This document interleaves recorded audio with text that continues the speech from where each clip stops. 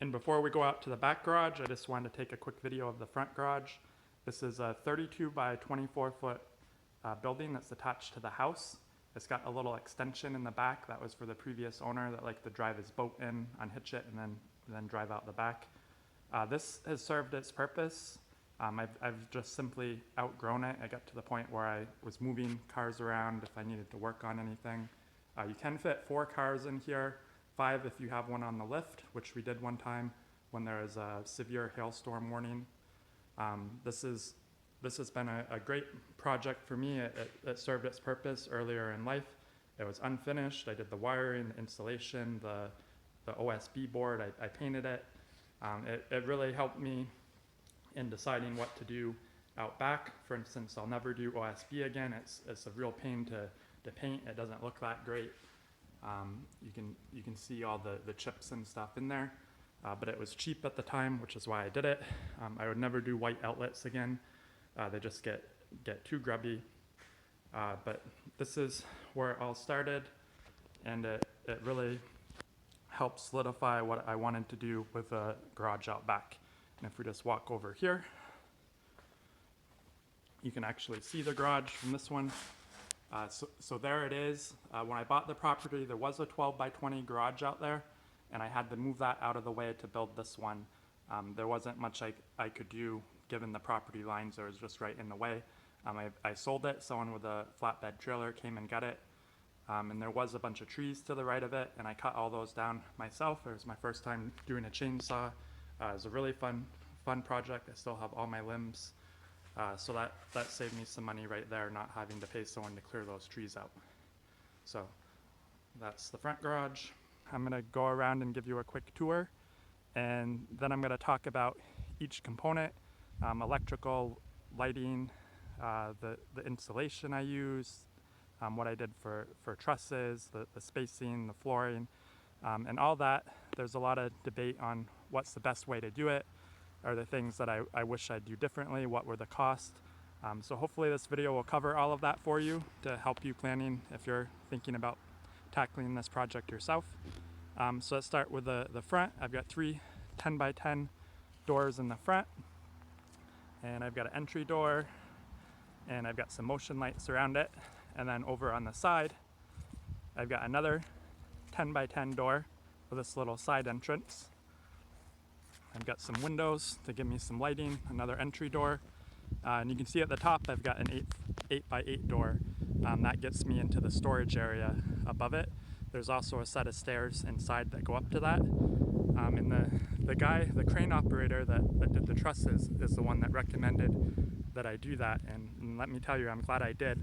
It made it real easy to get all the drywall and plywood and stuff up to the top. They're able just to boom it up through that door. I didn't have to carry sheet by sheet up all the stairs. The back side is just a big blank wall, basically. I didn't want to have any windows or anything out back, just because it's not viewable from the house. So the only windows and stuff that I have are on the front or sides.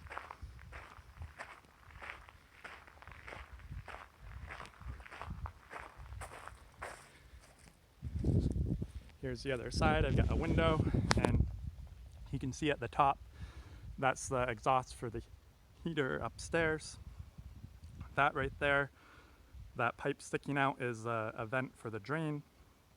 Then I've got the exhaust fan for the bathroom, and then there's an exhaust and intake for the hot water on demand unit. And that's my natural gas line that comes in. And it's about 34 feet and a few inches to the peak. And I had this framed and the shingles done, and I pretty much did everything else. So let's peek inside.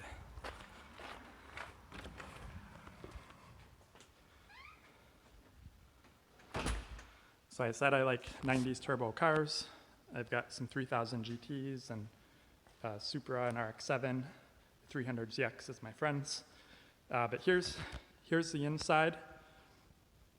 And I've got plywood along the bottom just because it's more durable. I've got drywall at the top. Those are the 3 doors.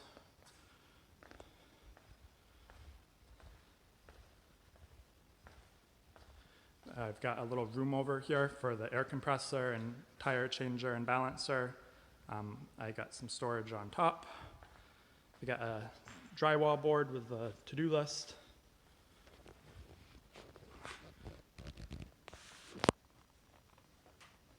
It's my circuit breaker. That's the balancer. That keeps all the tools kind of dust-free and over here secluded on their own. And it also helps with the wiring, because it's heavy-duty wire that runs to all of these. So it only has to run to that circuit breaker versus if I put it anywhere else in the building. Over here is the other side door. And these walls are 12-foot walls, but they're on a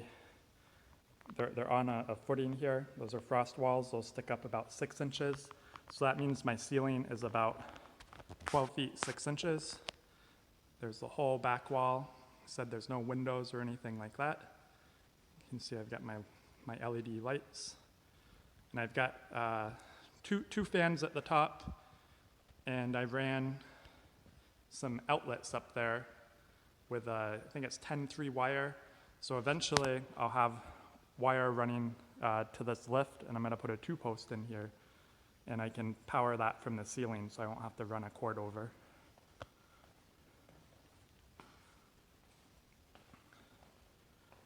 It's a little gym area that I need to use more. I stopped going to the gym when I started this garage project, and then I built this thinking I'd use it, and I need to get back into it. There's my 4-post lift, and if you want to live through my pain of restoring that, I'll put a link in the description. It was real rusty when I got it, but it looks a lot better now. Those are the 2 workbenches that I built in an earlier video. That's probably my most watched video, honestly. I think I've got over 30,000 views just for a 4 or 5 minute video doing those workbenches. Then over here is the bathroom. And I had them do a ledge on the top of that for storage. So basically I had the whole building framed, the windows installed, it was wrapped, the shingles were done, and they built these stairs in this bathroom for me. They framed that in. Peek in here. That's the hot water on demand.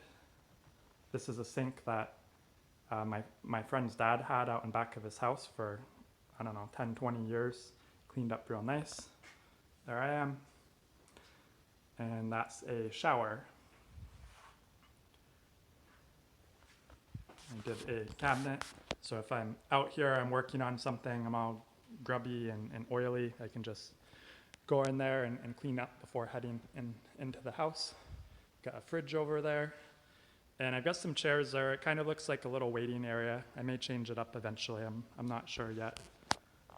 But it's a little cubby over there, and I got some bumpers and stuff up there. That's the natural gas heater, that's the Modine heater. I've actually got a spare one up there as well.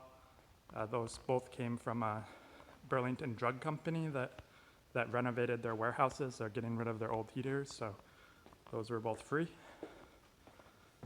And we'll walk upstairs. These stairs are really nice. All the steps are the same height. The guy that built them did a really, really good job.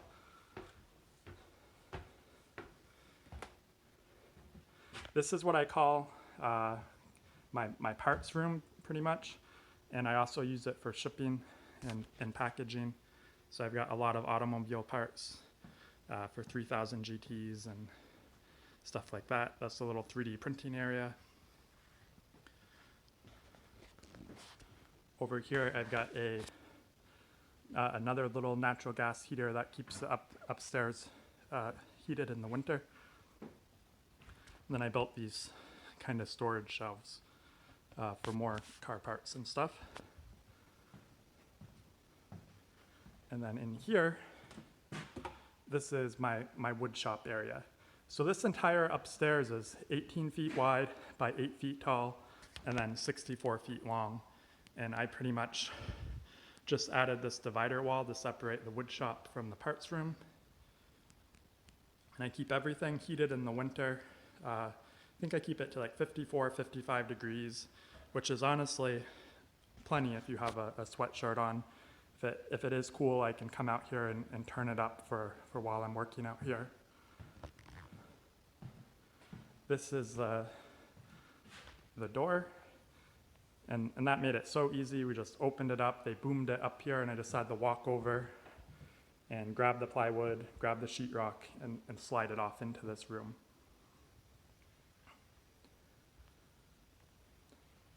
So that's a quick tour. Now I'm gonna go back and I'm gonna go over each section individually and just explain why I did stuff the way I did. Are there things that I wish I did differently? I'm gonna cover cost as well, just to give you a rough idea if you're planning on doing something like this yourself.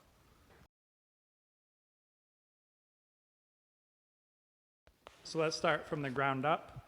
I've got a cement floor. It's about 6 or 7 inches thick the entire way. And you can see they did the stress cuts in it so that if it's got a crack in those areas.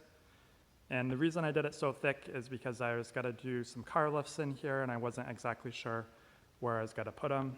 It is fiberglass reinforced. And because I live in Vermont, I had them do frost walls as well, as if they were building a house, more or less. So all of the excavating work, digging this all up, and doing and pouring the cement is around $23,000. And this was back in 2018, so I'd imagine it's a little more expensive if you were to do it now. That also include digging 2 trenches, one to the septic tank and one for the natural gas line, and technically one for the power line. So I guess 3 different trenches that they dug when they did the excavating. And the floor is sealed. It's not an epoxy coating or anything like that. It's just the typical sealing. You can see it's got some stains and stuff. But it's a garage for me. I don't need like a showroom finished floor. I do welding and grinding and spill oil or gas sometimes, and this is fine for me. So I said $23,000 for the cement work. And then the walls, they're 12 feet tall, and I did them 16 on center. So you've got the foam that rolls over on top of the frost wall, then there's a pressure treated board, and then you've got the wall on top of it. And 16 on center for the strength. And for the material, I went back and forth on this. I debated doing the metal that you screwed in. Should I do plywood the entire way? Should I do drywall? And I opted for this, which is just to have 4 feet of plywood along the bottom. And this is 5/8 CDX, and it's the nice stuff that they actually sand. If there's any knots, that they cut out, and then they glue in another piece of wood to fill in where the knot was, and they sand one side of it. So it's nice CDX along the bottom. And I think those are around $35 a sheet. It'd be a lot more expensive now, I'm sure. And then I've just got sheetrock for the top, and I bought 16-foot sections of sheetrock, and I hung everything myself. It was a royal pain, and doing the ceilings. And if I had to go back, if I had to do it now, I'd probably do that kind of metal paneling. The drywall and plywood may be cheaper. It's a little more expensive to buy the metal paneling. But what you don't really see up front is, holy crap, I just hung all this drywall. Now I need to mud and tape it, and then I need to sand it, and then I need to add some more mud, then I need to sand it again, then I gotta primer it, and then I gotta paint it, and then I gotta give it a second coat of paint. You go over the walls 3 or 4 times doing all of those steps, and it's just very time consuming. Whereas if you did kind of that painted corrugated metal or whatever it's called, you put it up and you're more or less done. You don't have to go back and touch it again. So I would do that differently if I ever did it again. But this works, and I did all the labor myself, so it's not like it cost me a lot. It was just very time consuming. Fortunately, my cousin let me borrow his scissor lift, so I was able to kind of drive that around as I was doing everything, which definitely is a game changer. Now for my trusses, I've actually got 33 trusses because they're 2 feet on center. It's a 64-foot building, but you need to have a truss on the very end of the building. So there's 33 trusses. They're all 42 feet long. The building's 40 foot wide, and I have a foot overhang. Those were around $12,000 back in 2018, and those came from Canada. They're engineered up there, and they're storage trusses, so that they give me that kind of 18 foot wide by 8 foot tall area at the top, and they're rated for 40 pounds per square foot. And I had to rent a crane to come for the day to install them. It was around $500 for the crane operator. And the people that framed the actual building, there were 3 of them initially just to get it all up, and then 2 of them stuck around to do the roof and put all the plywood on. But 3 of them were here when they were framing it and installing the trusses, plus the crane operator. Their cost was $17,000. And I told the crane operator this because he had asked me. He said he had a little construction business on the side, and he couldn't believe they were doing it for that cheap. So that was good to hear. But they put all the walls up. They installed the trusses. They put plywood on all of the walls. They built the stairs. They built that bathroom area. They put the plywood on the roof. They put down the tar paper on the roof. They did the shingles on the roof. They installed the windows. They installed the entry doors, and then they wrapped the building basically to make it watertight. And that was $17,000 in labor, basically. And then I had the garage doors come in. Those are 2-inch thick garage doors. They're insulated for winter. Those were $5,000 for all 5 of them. So I've got 4 10x10s, and then I've got the 8x8 upstairs. And that was $5,000 for the doors with free installation. And they installed them before I had the interior done, and I kind of had to undo the springs and walk them out a little to put the sheetrock and stuff behind them. I didn't want to bring the sheetrock up to the edges or the plywood up to the edges. I wanted it to look really finished. So I was able to take those off and slide it in and make everything look very finished. So that's the walls, that's the framing.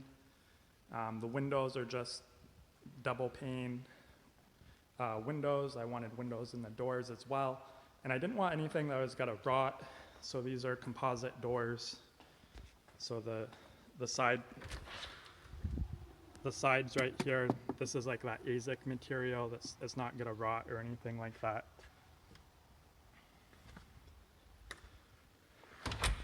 I think that covers the framing portion.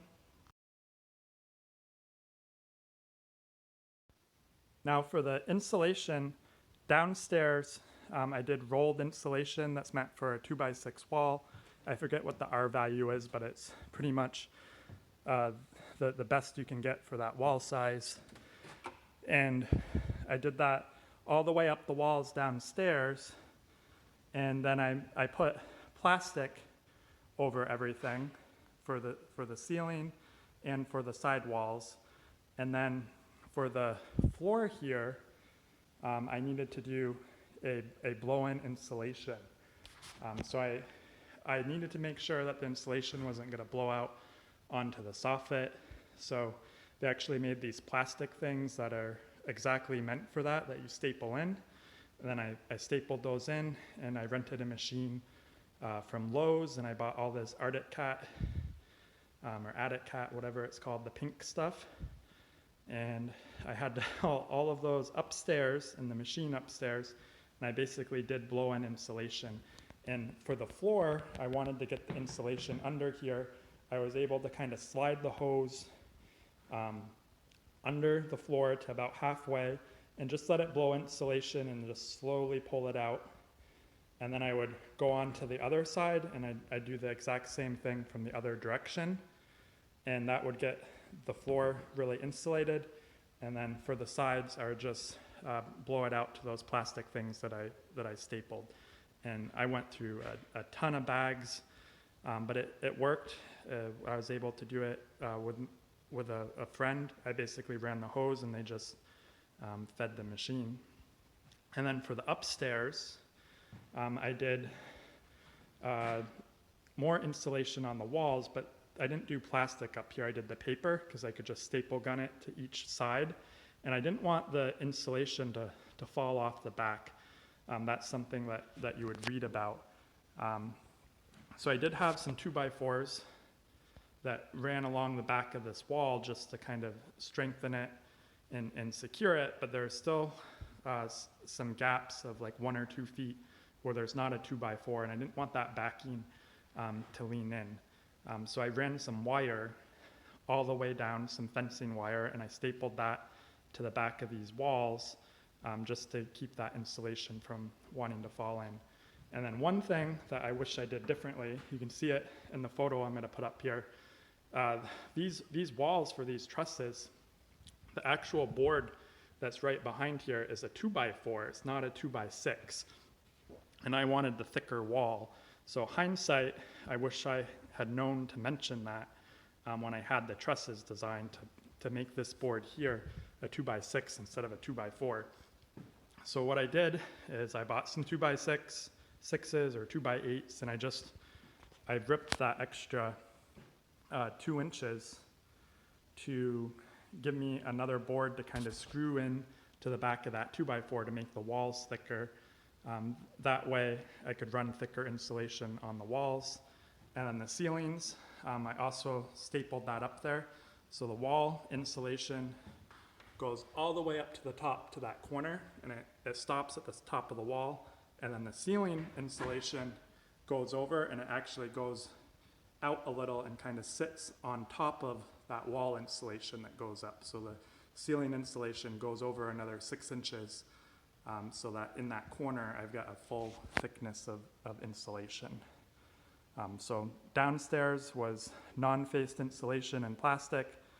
The floor here was blow-in, and then the walls and ceiling up here were faced insulation that I stapled in.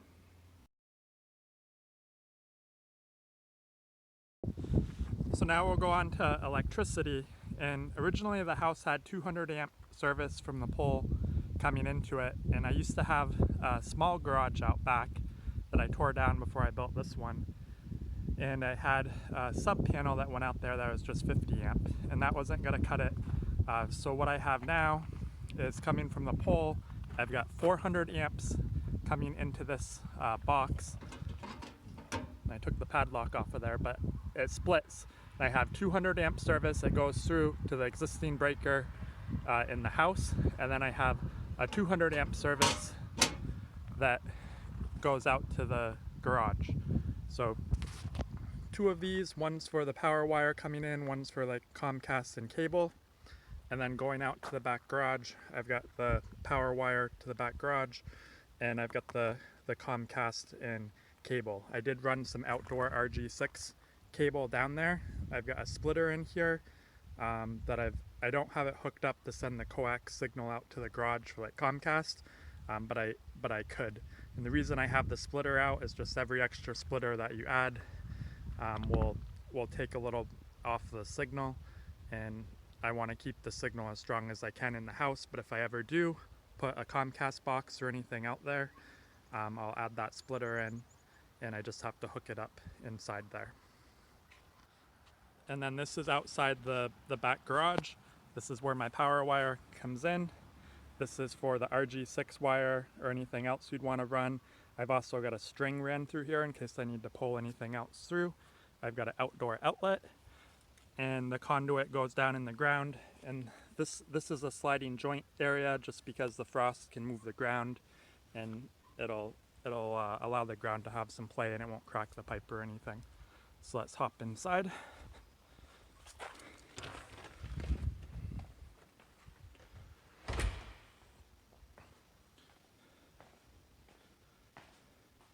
So here's my breaker panel, and it's almost full. I've got 3 spots left, and I used a label printer to properly label everything. So this controls everything, and like I said earlier, I put all these machines in here as close to the breaker panel as I could, because the 6-3 wire and stuff that you run to the air compressor is expensive, so the less wire you need, the better. So putting everything in this room right next to the breaker saves me money on wiring. And then right here, this is where that RG6 wire runs to, and I've also got RG6 wire ran throughout the garage that comes here, so if I ever want to hook Comcast or put a TV box out here, I can. I just need to pull that panel off and hook some stuff up. And I've got TV spots up in that corner and where the actual TV is, and then to the right of the door I've got these coax wall plates. And then even upstairs in the wood shop and in the parts room on one spot of the wall I ran coax wire too, just in case, you never know. Now let's talk about the lights. You can see I've got them all up there on the ceiling. This is the hardest stuff to kind of prep for, because you need to run the wire before you insulate and before you put the drywall up, and everything needs to be in place to put these lights so you don't have a bunch of excess holes in the drywall that you can't cover up. My ceiling is strapped, so the trusses are 24 on center, and I've got it strapped with I think some 1x3 to make it 16 on center, going the long way, so the straps that go the opposite way of the trusses. And I ran the wire to where the lights need to go. So I had the lights ahead of time, and there's 3 punch plates on the back of the lights. There's basically one kind of right in the center, and then there's some that are 2 feet in from each side. So I used one of the ones that was on the end, 2 feet in on each side, and I kind of planned on where I wanted the lights, how I wanted them spaced ahead of time, and then I calculated where that 2-foot mark would be in the ceiling, and I measured to it, and I kind of hung a wire pigtail down, so it was just dropped from the ceiling, and then I put the drywall up, and as I put it up, I would mark my hole and drill it, and before I put the adjacent piece up, I could kind of reach around, grab the wire, and put it down the hole. So I had a bunch of wire hanging out through holes in the drywall, and I knew on those lights I just had to punch that plate out, and then I could put the light up, the wire would go through that punch out, and then I could orient the light where I wanted it and screw it in. So these LED lights, they're around $5,000 for all the lights. I think they're $250 each, so you can do the math to figure out how many I bought. But I did the downstairs, I did the upstairs, and I also put 6 lights out front, so it may not be as expensive, knock off $1,500, I guess, if you're just doing a garage this size. I wanted to redo the lights out front because the bulbs are those fluorescent ones that you can't seem to get anymore. So I did 4 different zones, and you can see over here, this is for my lights, so I can turn them all off. And this one right here is on a 2-way, or actually a 3-way. So that just lights up the entire center of the garage. So if you're just coming in to grab something and you don't want to flick 4 switches, you just flick this one and it gives you decent light throughout the garage. And I've got that up to the 3-way switch. I can also do it from that door, and I can also do it from the top of the stairs. So if I go up to my wood shop and it's light out, and I'm doing something up there and the sun goes down, I'll be able to turn on at least these 6 lights down here, so I won't fall and break my neck trying to go down the stairs in the dark.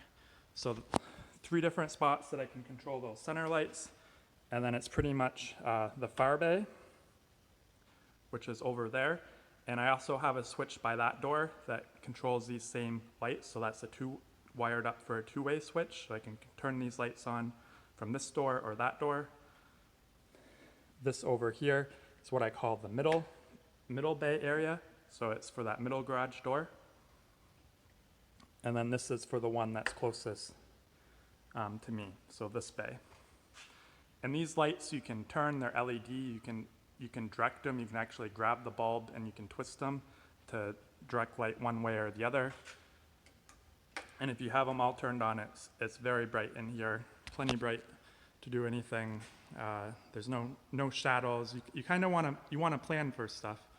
You don't want to put one like over this ledge because then it would shine down on the ledge and it wouldn't allow light to come down under here. So you want to figure out where you're going to have the lights, where you're going to have the ceiling fans. If you're planning for lifts, you want to make sure that the fans aren't going to be in the way of any kind of lift.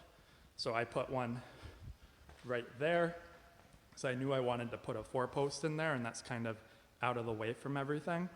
And then I put one up here, so I figured it would also be out of the way above the gym area, and it could help with the heat potentially by pushing it down. And then for your outlets, there's also some planning for that. Basically, I have one circuit breaker for about 6 outlets or so. First one in the chain has to be a GFCI outlet if you're on a cement floor like this.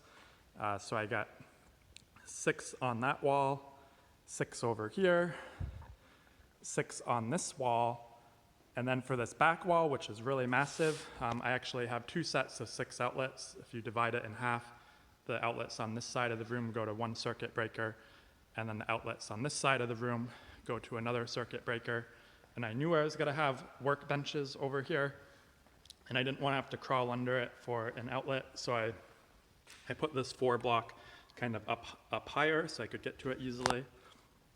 I've got this exhaust fan on its own outlet up there, and that goes through a switch, so I can turn that on or off with that switch. I don't have to climb up there and plug it in or unplug it.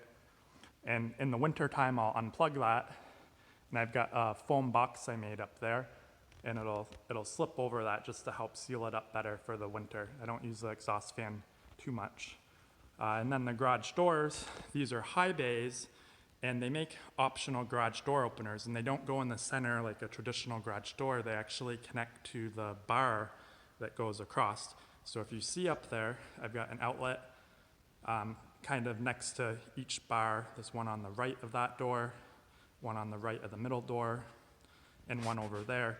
Those are all wired to a single circuit breaker, so if I do eventually add openers, I'll have the wiring in place for them. And the other thing I did kind of structurally is behind the sheetrock, if you're going to be putting some kind of motor up there, it lags into the wall.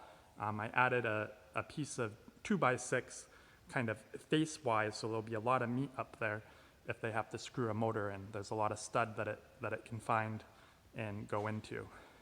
So there's a lot of kind of planning and a lot of things to think about. I also knew that I would have a fridge, and I wasn't sure if it'd be a full-size fridge. For now, that's what I'm dealing with.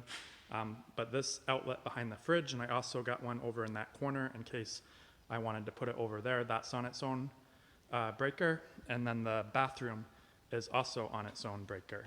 And in the bathroom, I basically got an exhaust fan. I've got a light above the shower. I do have outlets there, which is not the greatest spot for them, next to the sink. I had originally envisioned having the sink on this side and the tray over there, but this was a free sink, so it is what it is. So I put those plugs in there just to keep water from wanting to splash. And this runs on natural gas, so it's not like a heater that would use more electricity. It just uses a little bit for the igniter and for the clock thing on it. So this entire bathroom is on one circuit breaker.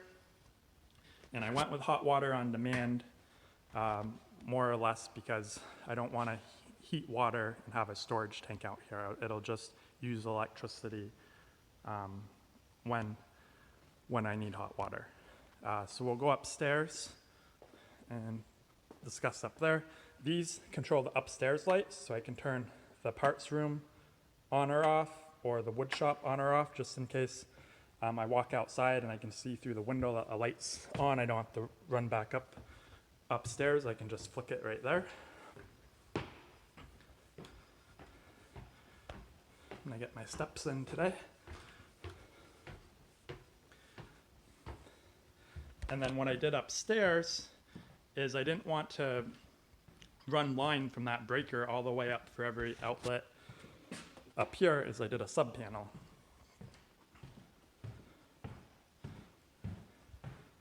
So this is my little sub panel. So there's some thicker wire. I don't know if it's 6'3" or it may even be thicker, that runs down to the breaker panel downstairs. I don't know if it's a 50 amp or 75 amp or 100 amp. I can't quite remember. But this is my sub panel, and then each one of these kind of controls its own outlets. One goes to the furnace that I have in there, and then the rest are just like, this wall's on its own set of outlets. This wall is, and I think I've got 2 in the parts room. And I did lights up here as well. I ran them like this. And again, you can point these in any direction. And I do have to be careful up here. It's got an 8-foot ceiling, so if I am dealing with like a long board or something, I gotta be careful if I need to flip it over that I don't hit any of the lights. I've already knocked one out. Fortunately, it did not break.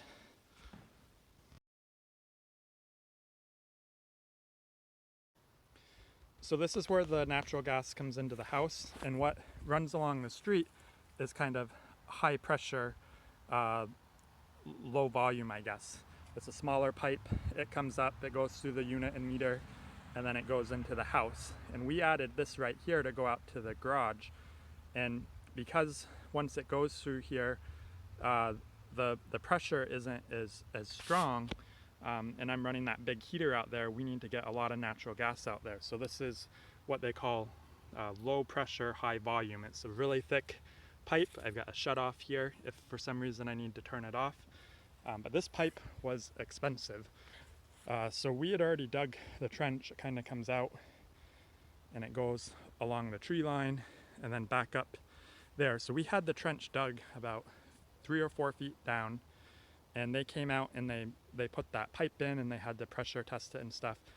But it was around $1,300 for them to lay the pipe in that line and basically put an end on each of them. It seems expensive for what it is, and I needed it done. But yeah, so plan for that. And I don't know how far it is between the house and the garage, maybe a few hundred feet. And then back here,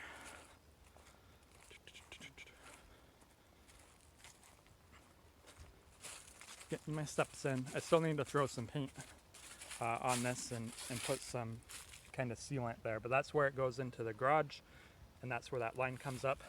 And this other wire here doesn't do anything. They just bury this about 6 inches to a foot above the natural gas line, so that if someone was happening to be digging where that gas line is, they'd run into the wire before they hit the gas line. So that's all that is. So the gas line comes through that wall, and then it tees off, and it comes over here, and it goes up to the hot water on demand. We've got another shut off here, and that works well for that. And it goes up to my heater. And this Modine heater, it's wired to its own circuit as well. That's an electrical shut off over there. And it's also got a gas line shut off there. So that pipe that comes in goes up the wall, over through the ceiling, and then drops back down to go to this heater. And then it's sealed combustion. So it's got 2 big pipes that come out of it. The lower one is for air intake, and the upper is for exhaust. So it takes clean air from outside, brings it in, it heats it up, blows the heat out into the shop. It recirculates the air in here, and that fresh air that came in that gets heated up, that comes out the exhaust, it goes back out. So this is good for like paint fumes or anything like that. Not that I do painting in here, but I could. So that other pipe, where it comes up and goes to the ceiling, it tees off and it goes all the way up to the 2nd floor ceiling, and it comes all the way over here, and it drops down this ceiling to get to this unit. This is on its own breaker, and this isn't a sealed combustion.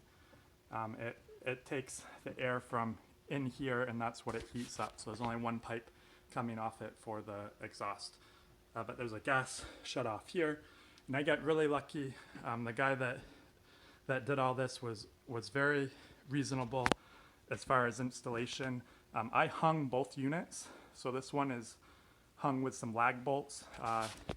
And before I put the drywall up, I knew where it was going to be, and I knew roughly what the spacing would be. So I took some 2x10, and I actually put them in between the trusses. So I got a truss here, a truss here. So I added some 2x10 flat where each lag bolt would go. So if you took a stud finder, you'd probably find one edge of the 2x10 here and the other one over here. Just so I had that plan to hang this heater because they're kind of heavy. I didn't want to have to try to hit a stud or anything like that. And upstairs, I do not have any kind of strapping here. So these ceilings are technically 2 feet on center for the upstairs ceiling. It's 16 inches on center after strapping for the downstairs ceiling.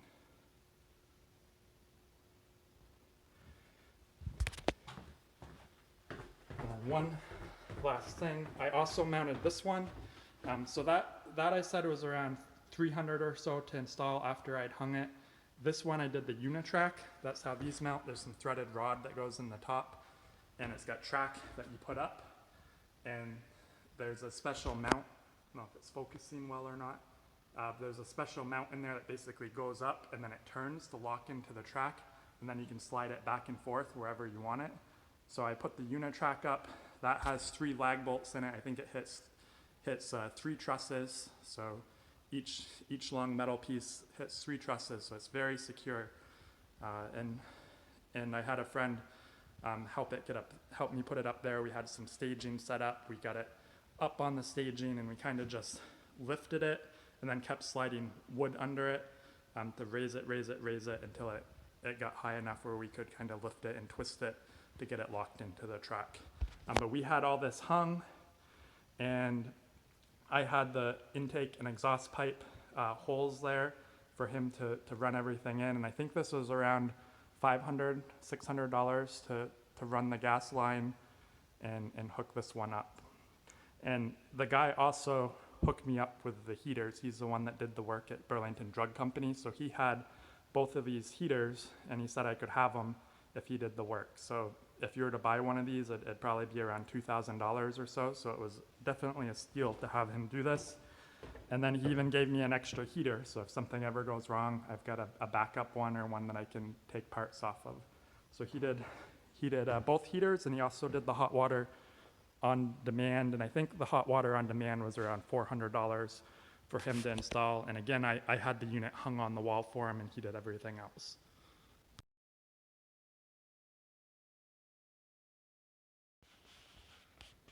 Now the plumbing is definitely challenging, especially if you've never done it. This was my first time ever dealing with it. Fortunately, I knew some people that I could ask questions to, and that really helped. But you have to plan the plumbing in a garage with a cement floor before you pour the cement. So you kind of need to know where stuff is going to be. So I had to have PVC in place basically to provide septic, to bring everything outside the garage foundation, and I had to have some conduit in place for where the water line was going to run from the front house out to the back garage. So the toilet, there's like a standard of how far it needs to be from the frost wall. I don't know if it's a foot, but I had to have 4-inch PVC coming up there, and that needed to run over, and it needed to have a spot for the sink to drain to. So inside this wall is basically a PVC pipe that comes up. It's not 4 inches, it's smaller than that. But that pipe comes up, and that's what the sink will drain into. And that pipe continues up the wall. That's where the drain vent is. So my sink drains into that, and that smaller pipe goes down into the 4-inch pipe that runs inside the cement, which the toilet also goes down into, and then it exits below the frost level underneath everything. And then there's also another end of that 4-inch PVC pipe that comes over for the shower drain. So this drain goes down into that 4-inch PVC pipe. So think of the 4-inch as basically the drain for everything. And the shower needs to run to it, the sink needs to run to it, the toilet needs to run to it. So underneath the shower, basically you need to have a water trap. So I had to take a 2x12 and make kind of an 18-inch box so that we'd have this open area that the cement wouldn't run into when it's poured. And I've got that 4-inch PVC pipe that runs out into that box area. So after the cement was poured, I could remove the wood. And I basically got a square hole where there's no cement, and there's a 4-inch PVC pipe sticking out into it. And I had to cut that at the right spot and make a water trap that came up for this drain. And I did that well after the cement was poured. I was using the garage for probably 2 years before messing with the bathroom, working on everything else. And I had to do a water trap for the sink that comes over, and then that PVC pipe that goes into that wall drops into that 4-inch PVC pipe that runs this way. The toilet has its own kind of trap built into the toilet, I guess, and that goes into the 4-inch PVC, and then that exits the building. Then that has a gradual slope that goes all the way to the septic that is at the front of the house. And the people that did the construction and dug all this, they ran a site for where the septic inlet was and where that pipe would be out here, and they calculate the slope, and it needs to be a certain grade in order to do that. And mine was just enough grade for it to work, and just in case it ever gets backed up, they added a pipe outside that you can unscrew, and you'd be able to put something in there to clear any kind of blockage or anything like that. But fortunately, it was the right amount of grade. I didn't need any kind of pump or anything like that. But it's a lot of prep work because you have to have that in place before the cement people come. Fortunately, I knew someone that was able to help me with the PVC, and we had that in place and ready to go. And then for the water that comes out here, inside my house, where the cold water is, I basically added a T with a shutoff valve, and that water line runs outside the house below the frost level. Through I think there's some PVC in there I think there's a PVC pipe the entire way, and that PVC pipe comes up behind the shower. It's actually in this wall, but behind the shower area. The PVC pipe comes up, and it's like cut off here, and then inside the PVC pipe is the water line, and it's like a PEX hose, but I think it's even thicker than PEX. It's like a heavy-duty exterior water line, but that's where the water comes in for the garage. And from there, I have a T into it, and one end of the T comes through this wall, and it actually goes out here to that faucet. So that's cold water. And then the other end of the T comes over behind the shower. It drops down, and there's a T that comes over to give me cold water up to my shower head that's in this wall. You can kind of see that hose on the right, that blue hose, that's the exterior hose. I was reusing it on the interior just because I had it, so it's very heavy duty stuff. So that tees to the shower head, and then it comes down here, it comes over, and there's a T here with a shut off that goes to my sink, and then it continues along the wall, and then it goes over here where I've got a T for the toilet water, and then it goes up to the hot water on demand, and then the hot water comes out. Hot water goes through this PEX all the way over here where it tees up to give hot water to the sink, and then it goes up, and then it kicks over into this wall, and it goes up to give hot water to the shower head.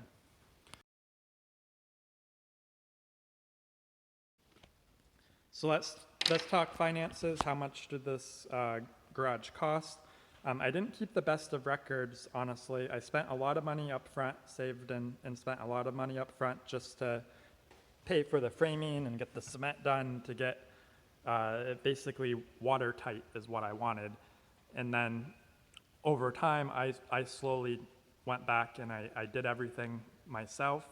I did all of the siding, I did the soffit, I did the metal wrap around the building, I did the insulation, I did the wiring, I hung the drywall and plywood on the walls, I did the mudding, I did the taping, the sanding, the painting, the light install. I did as much as I could basically to be able to build the bigger garage than I would if I had paid somebody to do everything. If I paid someone to build this start to finish, I'd have a much smaller garage. So I liked being able to build one a lot bigger and do the work that I'm capable of doing by myself to save money, build the bigger garage, and give me something to do, honestly. So I tell people that the garage costs around $100,000. It's probably a little more than that, definitely a lot more than that if you paid for my labor. But here's kind of a breakdown. So the cement was $23,000, and that was paid up front. The framing labor was $17,000, and that I'll say it again was to make it watertight. So they built the walls, they stood the walls up. They were there when the crane lifted the trusses on, and they nailed them down. They put the plywood on the side of the walls. They put the plywood on the roof. They did the tar paper. They did the shingles. They installed the windows. They installed the entry doors. They wrapped the building, and they built those stairs in that room. And all of that, including putting the upstairs floor down, was $17,000. The garage doors were $5,000 installed, so that was four 10 by 10 doors and one, I said 8 by 8, but I guess it's probably 7 by 7 because it's an 8-foot ceiling up there, and it definitely doesn't go to the ceiling. So that was $5,000 for those 5 doors. The building supplies, I remember writing two $20,000 checks to the local building company. They gave me contractor pricing just because I was buying so much, and that was 2x6s for the walls. There was a pressure treated lower one. There's a ton of plywood. So there's plywood for the exterior of the walls. There's this plywood right here. There's plywood for the floor upstairs. There's plywood for the roof. All of the sheetrock. It's a lot of sheetrock, even upstairs. That includes the $12,000 trusses because I ordered them through the local building company. They work with someone from Canada to build those, and it was the doors and windows. I think I have 5 windows, 3 downstairs, 2 upstairs, and then I've got 2 entry doors. The natural gas work I said is around $5,500, so about $1,300 of that is the install labor for this heater, the hot water on demand, and the heater upstairs. And then the hot water on demand unit was around $2,000 after rebate. There's a few, I think there are 2 rebates I was able to apply for that. And also that $1,300 line that they had to bury, the high volume, low pressure line. For the electrical, I said $5,000. It's somewhere around that. I used 3 1,000-foot rolls of 12.2 in this garage. I had a 250-foot roll of 10.3. I used a 100-foot roll of 6.3, I think mostly to get to that outlet back there. And then in the air compressor room, that 400 amp to 200 amp thing was, I think, $1,200, and I think it may have been $500 more just for the meter they put on. And I may be replacing that meter in the future as well, because I have a generator and it's hard to hook a generator up. It's either going to be powering the garage or the house because it splits off. But I guess they make a special meter where the generator can plug into the meter, and I don't know if I need a new one or if it's just like a spacer that pops it out with a plug.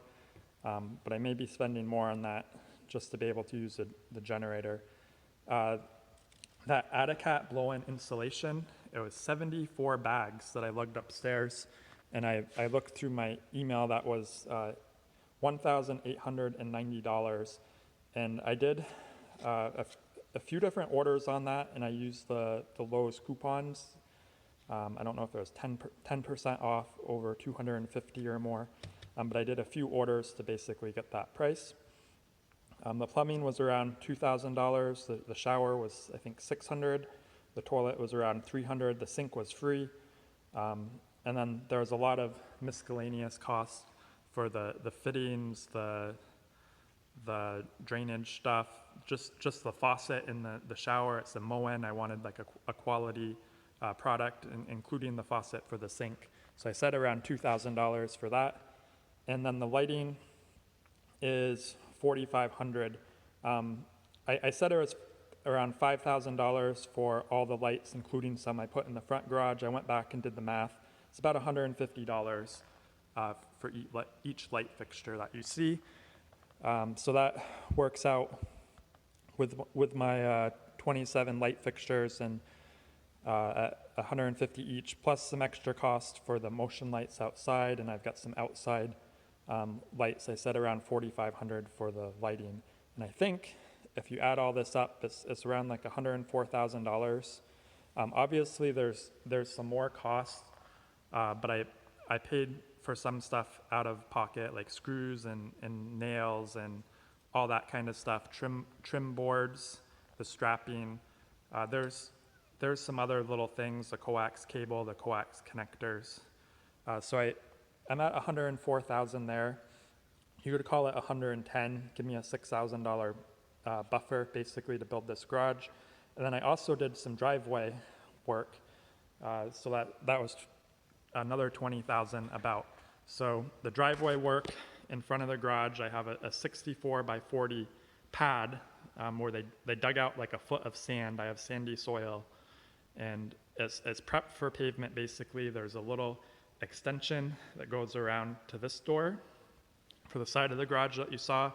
And they redid my entire front driveway and the path out here. So my entire driveway was dug up, and I had this special packing stone brought in, and it's got a good foundation for pavement whenever I decide to do that.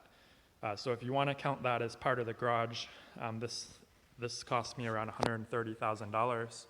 If you don't want to count the driveway as part of the garage, it's around $110,000.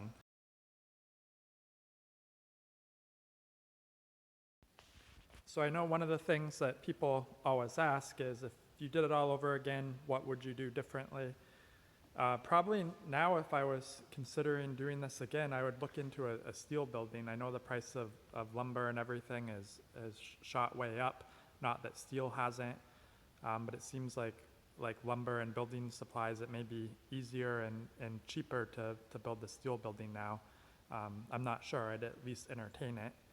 Upstairs, for the trusses on the walls that I mentioned, I would make sure that it's not a 2x4. I would do a 2x6, so I don't have to rip and add all those little strips to get more insulation in. For this hose that I did here, I'd consider adding a hot water line. That's something I could still do. I could take off this plywood to run a hot water line out here. I guess they make a special valve that you can turn one way or another. Then I could have hot water here. The floor that you see is perfectly flat on the front of the garage, or this side. And where it gets to the seam, from here to the doors, it slopes down. It's like almost 2 inches lower at the doors. And I did that so that any kind of water would run that way. And if I crouch down here and you kind of look at the fridge, you can see it slopes down there. So it's flat in this corner where you come in, and then it slopes down. So I can wash a car right here. I just open the door up and the water would run out. But I did the whole front floor also angled. If I did it over again, I'd probably only have this parking spot angled. That way it'd be flat over in front of this bay and this bay. I'm not sure where I'm going to add the 2-post lift. If it'll be up towards where this red car is, or if I'll add it over at the RX-7. But if I had all that area flat, it would give me a lot more options. I don't know how it would work if I add it on the angled floor. I'm sure I can shim it to get the posts straight up and down, but I don't know if when the arms swing in and swing out, if they'll be too high or want to hit the the side skirts of the car in the back, just because the arms are level but the floor is not. So if I did it over again, I would just have this bay as kind of the wash area, and then the rest of the floor would be perfectly flat. One other thing that I've considered, well, I'm not going to do it now, but I've seen some other garages, and I drew a picture over here. When you're upstairs, I have to have the lights on, and I kind of, this is what I'm dealing with now. This is how the garage is. This is the storage area. My only windows are on each end, so there's not a lot of natural light that goes in there. I don't know what it would cost, how much more, the difficulty, if I would have done a design kind of like this, where I have windows on the side so I'd get more natural light in, and I think the roof areas wouldn't be as steep as I'm dealing with now, because I can do shingles, but I wouldn't want to do shingles on this garage. That's why I paid them to do it, just because the roof is so damn steep. So if I did something like this, maybe the roof wouldn't be as steep. I'd be able to do shingles in the future, and I'd get more natural light in. Again, I don't know if that's possible with this big span of 40 feet, if that's even an option. I didn't look into it. I wish I did, and I'm certainly not going to change it now.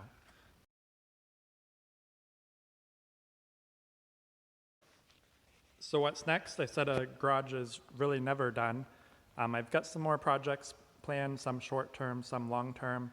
I want to run airline everywhere. Right now I've got a 100-foot rubber hose that I kind of unwind and drag out of the air compressor room, and that's kind of a pain. So I'd like to have some different spigots throughout the shop. I'd like to run one to the 4-post lift because it has air safety locks. Eventually I'm going to get a 2-post lift, and it's either going to go where this red 3000 is, or maybe that RX-7. So I'll need to run airlines to that. And same with electricity, that's gonna have to come from the spots in the ceiling. So I'll have to run electricity over there versus running an extension cord. Currently, I just take the one off that welder and run that to the lift when I need to use it. So I'd like that all hardwired, so there's no cords or air lines or anything to trip over. Upstairs, I've got that plywood floor, which is a pain to sweep. So I'd like to do something like laminate. That may be a winter project, who knows. In the bathroom, I want to modify the sink further. You can see I had to cut it and shorten it for where the toilet is. But I'd like to get rid of this board I put down here and get a piece of stainless and tack this on so I can store more stuff down here. And then I get some splatter up on this wall when I'm using it. I'd like to get a piece of stainless for right here and bend it so it lips over the edge of the sink, just so it's easier to clean.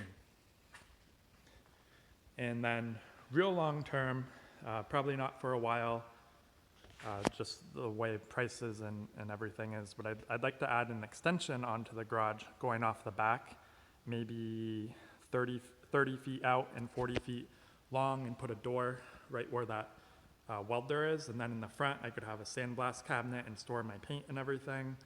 And on the end, I can have kind of an area to store more stuff if I want, but more for like a working area. So I can wash cars, I can sandblast, I can sand, I can paint, and not worry about getting dust on anything.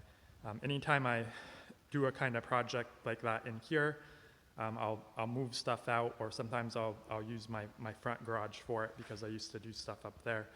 But then you're moving tools back and forth, which is also a pain. But an addition out there would be really nice. I could move that fan to the other wall. And I've got a 220 outlet right there that I could remove that outlet, use the 6.3 running to it, put a sub panel for the electricity out there. And I've also got up there some mini splits. So they do heat and or AC, and they dehumidify the air.